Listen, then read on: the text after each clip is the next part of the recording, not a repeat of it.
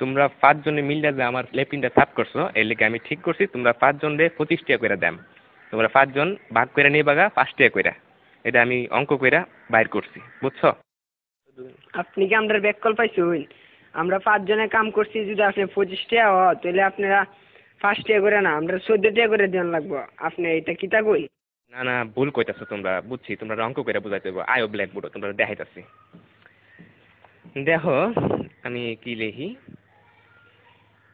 এই হইল 25, 25-এ 5 দিয়া ভাগ করলে 5 টাকা থাকে।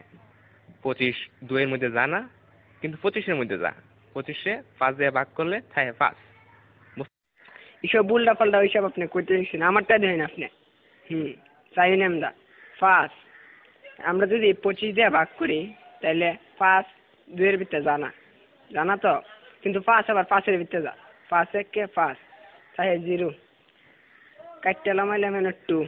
দেখুন আমরা জানি 4 5 20, তাই 4 5 20, তাই ভাগফল 14, তাই আমরা 14 টাকা করে দিতে হইব।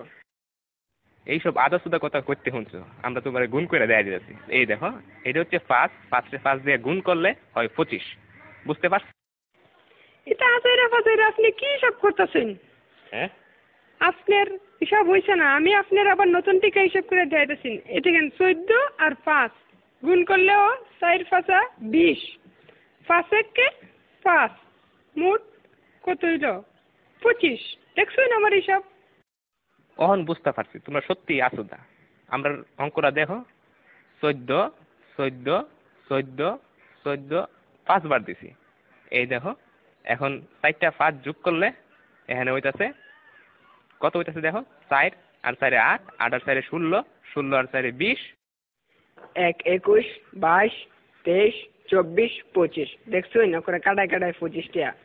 আপনি কি হিসাব শিখছেন সারা জীবন পড়ালেখা কইরা, কি বালের হিসাব? হালিয়ার হালাই কি বুঝাই গেল এটা আমারে?